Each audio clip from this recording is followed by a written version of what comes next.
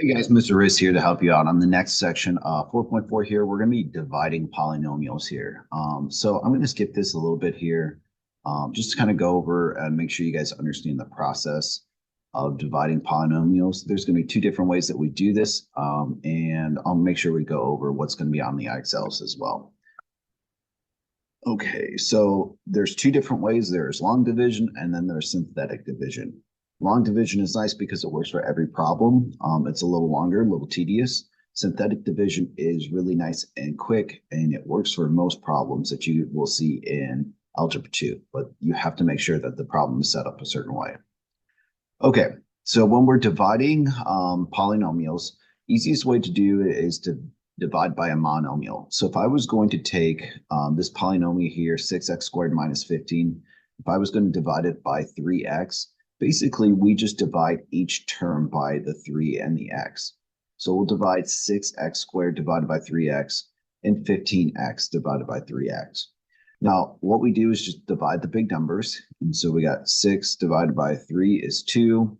And then think about dividing as taking away. Multiplying was adding an x to the exponent. Dividing is going to be taking away. So we had x squared. We divided by an x. It's now just down to one single x. And over here, 15 divided by 3 is 5. If I take x divided by x, it goes away. We had an x. We got rid of 1. Now we don't have any x's here. All right. Okay.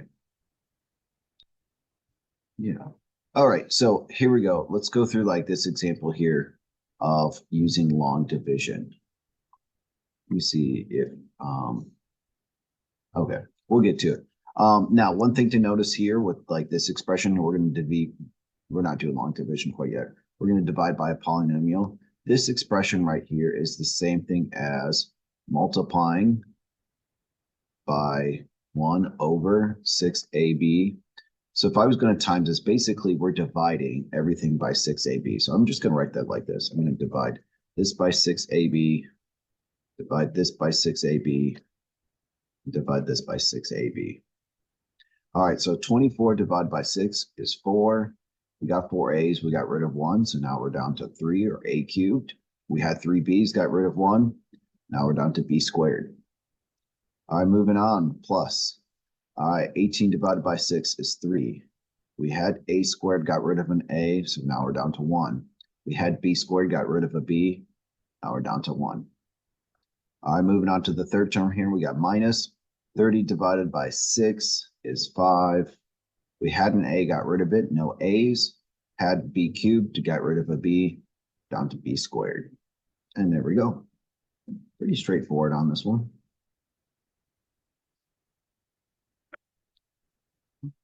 Yep, that's what we did.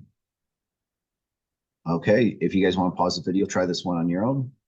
Divide each term by 3x squared y squared. All right, let's check to see if you got it right. Should be 3x to the 7th y cubed, then 7x squared y squared, and then 4x. All right, now how do we divide by a binomial? How do we divide this term? So we're going to use a little long division here. And so what we're going to do here, log division, since we're dividing by x plus 4, we're going to put this x plus 4 on the outside. We're going to make our long division square, and we're going to look at x squared minus 5x minus 36. Okay, so with long division, what we're going to be looking at is what do we need to turn this into this? So don't worry about the plus 4. That's going to happen later. But let's see, what would I have to multiply x by to turn it into x squared? We would have to multiply by x. Okay, so then what I'm going to do is I'm going to distribute these x to both of these. So x times x is x squared, and x times 4 is 4x.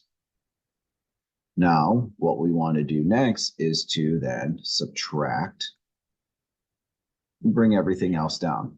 So x squared minus x squared goes away. Negative 5 minus 4x is negative 9x. We're going to bring down the negative 36.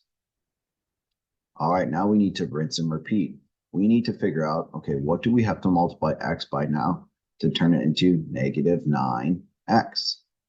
All right, if I want to multiply x to turn into negative 9x, I'm going to need to multiply by a negative 9. So I'm going to put a minus 9 up there, and then I'm going to distribute that. We get negative 9 times x is negative 9x. Negative 9 times 4 is negative 36.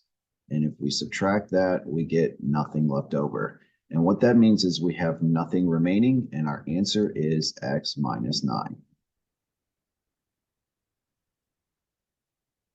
See, just like we got there. Okay, so try this one on your own. All right, I'll do this one together with you guys. We're going to divide by x plus 8. We get x squared plus 6x minus 112. All right, what do we need to multiply x by to turn it into x squared? X. We'll distribute the x now. So x times x is x squared. X times minus 8 is minus 8x. All right, we're going to subtract those terms. X squared minus x squared goes away. Be careful here. 6x minus negative 8x is 14x. We're basically adding an 8, and then we bring down the minus 112. Okay, what do we need to multiply x by to turn it into 14x? We're going to have to multiply by 14. So I'm going to put a plus 14 because that's our next step, and then we'd have to do a 14. So 14 times x is 14x.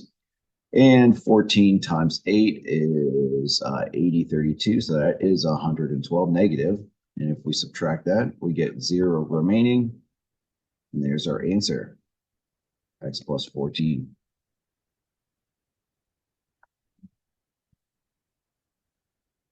There we go. You got it right. Okay, now what happens if we get a remainder? Okay, so let's set this one up. So we're going to do z minus 5. And then we get 3z cubed minus 14z squared minus 7z plus 3. Okay, so remember, we'll start here with the z. What do we need to multiply it to turn it into 3z cubed? We need a 3z squared. Okay, so 3z squared times z is 3z cubed. 3z squared times negative 5 is a negative 15z squared. We're going to subtract those. And let's see, 3z, okay, those goes away. Negative 14 minus negative 15 would be like negative 14 plus 15. That turns to just 1z squared. And then we're going to bring down the rest. Minus 7z plus 3. All right, we rinse and repeat. What do we need to multiply z by to turn it into z squared?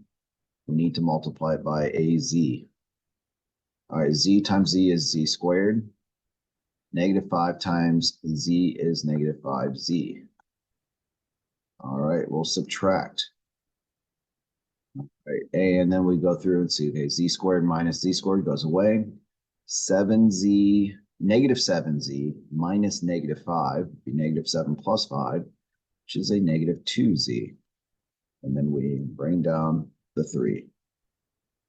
All right, we keep this going here. What do we need to multiply negative 2z to turn it into, or multiply z by to turn it into negative 2? We need to multiply it by a negative 2.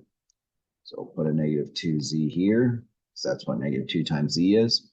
Negative 5 times negative 2 is a positive 10. And then if we subtract this here, negative 2z minus negative 2z goes away.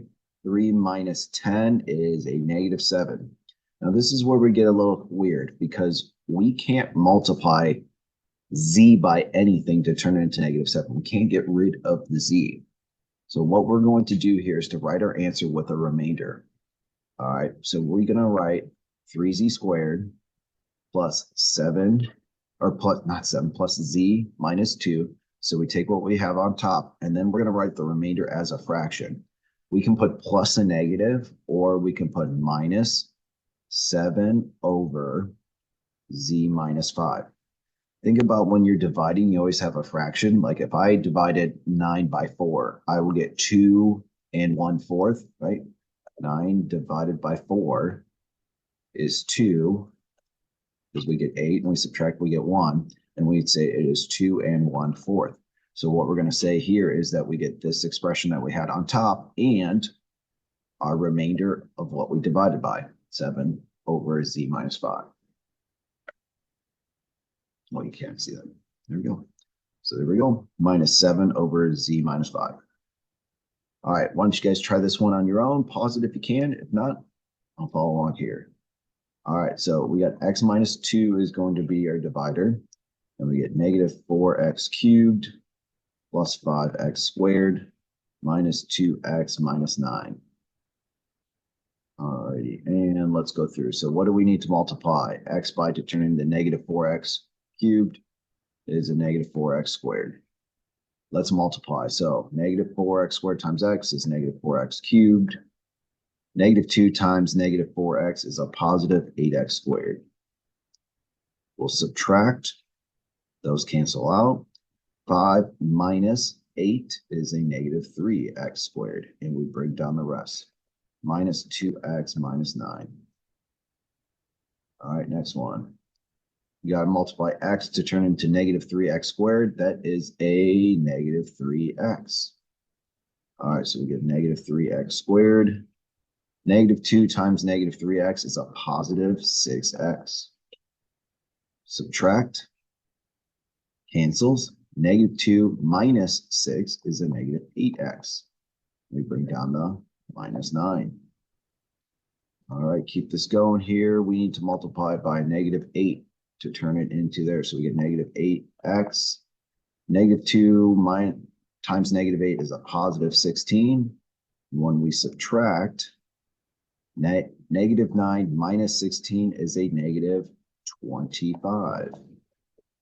That is our remainder. So our answer is going to be our negative 4x squared minus 3x minus 8, and then with the remainder of negative 25 over x minus 2. The x minus 2 part comes from what we were dividing by.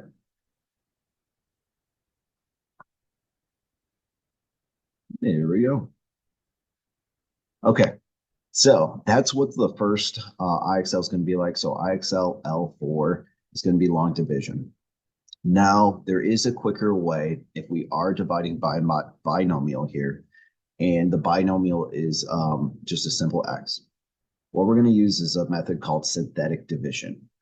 Okay, to use synthetic division, we're going to have to figure out this a number. Now, the a number is whatever x minus it is. So if we got x minus 5, we're going to put a 5 in the box.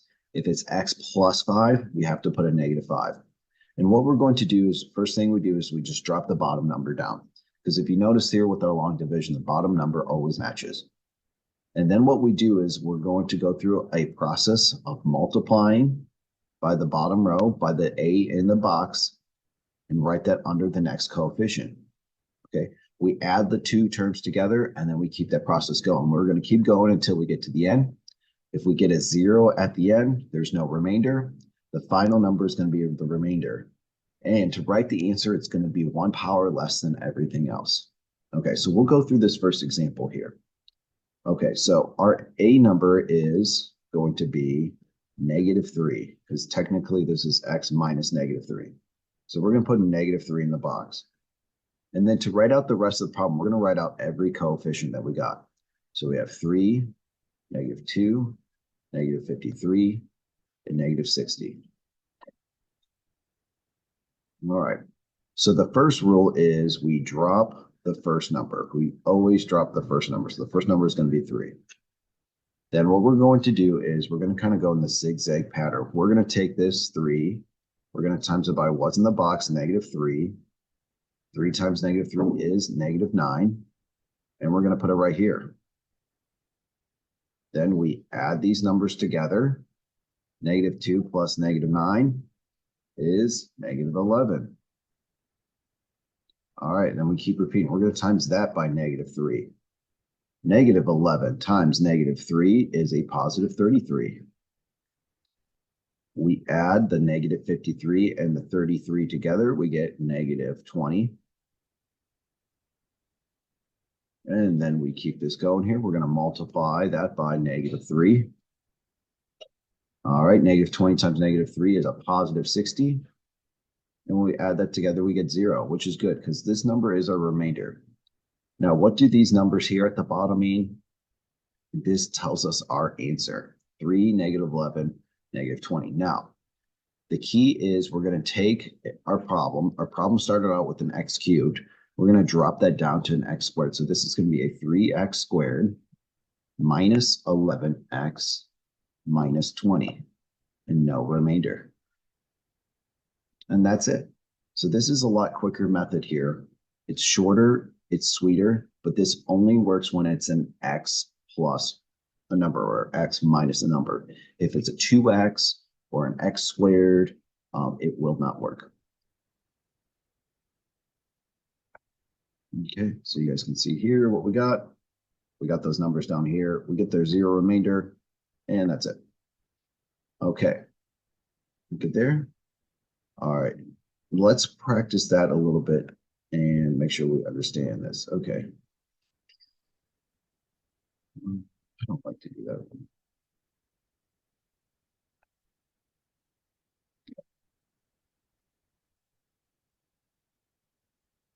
Yeah, let's practice this. Let's do this exit ticket to make sure we understand here. All right, so why don't we try synthetic division with these problems? Oh, I forgot to tell you guys one key thing is if we are ever missing a term. Okay, let's go back here. Oh no, wanted to go back. Use my mouse. There we go. All right, so first problem here. Let's do this with synthetic division. So we got a 4 in the box, and we write out our leading coefficient. We have 1, and we have negative 4. I'm gonna move my face here. Then we have 1, and negative 6, and then 8. All right, we always drop down the first number, so 1. We're going to times it by the number in the box. So we get 1 times 4 is 4. We add them together. Negative 4 plus 4 is 0. We got to keep this going here. 0 times 4 is 0. We add them together. 1 times, or 1 plus 0 is 1. We're going to multiply this again. 1 times 4 is 4. We're going to add them together. That's negative 2. Negative 2 times 4 is negative 8. We add them together, that's 0. So there is nothing remainder. And so we should get here is 1 or 1k, not to the fourth, but cubed. We don't have to write 0k squared because there's none of them. Then we have 1k and then minus 2. All right, now the next problem here. We're going to put a 4 in the box. We get 2, negative 13, 23, negative 2. All right, we're going to drop down the 2. All right, multiply. 2 times 4 is 8. Add 8 and negative 13 together, that's negative 5. Keep this going. Negative 5 times 4 is negative 20. Add them together, that is 3. 3 times 4 is 12. If we add that to negative 2, that would be 10. Okay, these numbers are remainder. So we are going to write this as a regular answer here, but we got to put a remainder fraction at the end. So we get 2x squared. It's x squared because it started x cubed and it dropped a degree. Minus 5x plus 3. And then to write the remainder, since the remainder is a positive 10, we're going to put a plus 10 over x minus 4. All right, guys, thank you for watching this. If you have any questions, make sure you reach out. But I really like synthetic division. We're going to use it a lot in chapter 5. Guys, have a great rest of your day. I'll see you.